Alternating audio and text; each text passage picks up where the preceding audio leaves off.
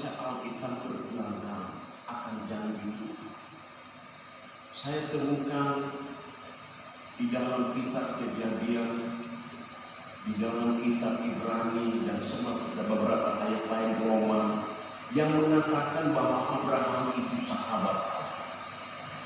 Janji-janji Allah digenapi dalam kehidupan keturunan keluarga Abraham.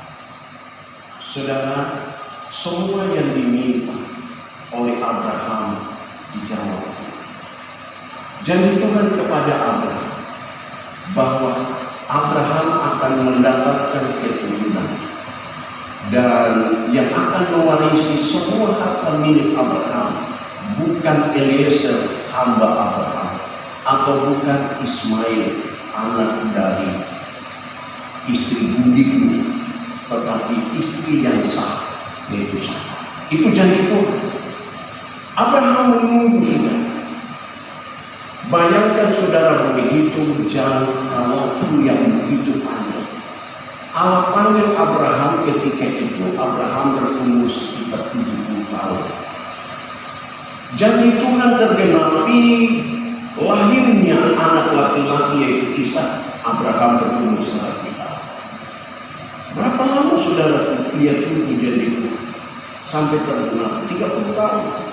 Kalau 70 tahun Tuhan panggil sampai tergenap 100 tahun baru Abraham lahir. Itu berarti 30 tahun dia tunggu. Saudara, saya tunggu mujizat Tuhan. Kalau Tuhan tidak jawab apa yang kita minta kepada Tuhan sebagai sahabat Tuhan, sebagai anak Allah, apakah kita masih percaya Tuhan kalau Tuhan tidak jawab doa kita?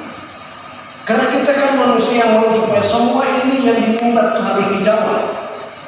Apa Tuhan kalau Tuhan tidak jawab? Apa kita masih percaya Tuhan atau tidak? Ketika saya belajar ini, saudaraku, saya coba merenung. Sepertinya dalam pikiran saya Tuhan tidak menjawab. Tapi ada pertanyaan, kalau demikian terjadi, apakah kamu masih percaya Tuhan atau tidak? Tetap saya masih percaya. Amen. Tetap saya masih cinta Tuhan. Tetap saya masih mengiring Tuhan. Sebab menjawab atau tidak menjawab itu di dalam urusan Tuhan. Itu di dalam tangan Tuhan. Bagi saya sebetulnya bukan Tuhan tidak menjawab. Kalau istri saya tidak mengalami kesenangan, itu bukan Tuhan tidak jawab doa saya. Tetapi Tuhan mau menguji saya, masih tetap percaya atau tidak, masih tetap beriman atau tidak. Saya tetap beriman. Ketika dia menunggu, lepas dari pemahaman, saya duduk sendiri. Memang saya ingat dia saudara, karena satu hal saudara, sejak kami menikah sampai dia meninggal, tidak pernah dia marah-marah sama saya. Tidak pernah. Sekalipun mungkin saya sedikit kasar, tapi kalau saya sedikit kasar, dia duduk di muka yang marah. Tidak pernah. Itu sebab saya dia begitu sabar, begitu tenang. Malah kalau saya sedikit kasar dengan jemaat, bulan di Apostoli dia itu jangan kasar.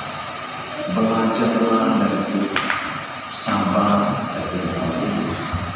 Satu pribadi, satu sosok ibu yang memang saya luar biasa.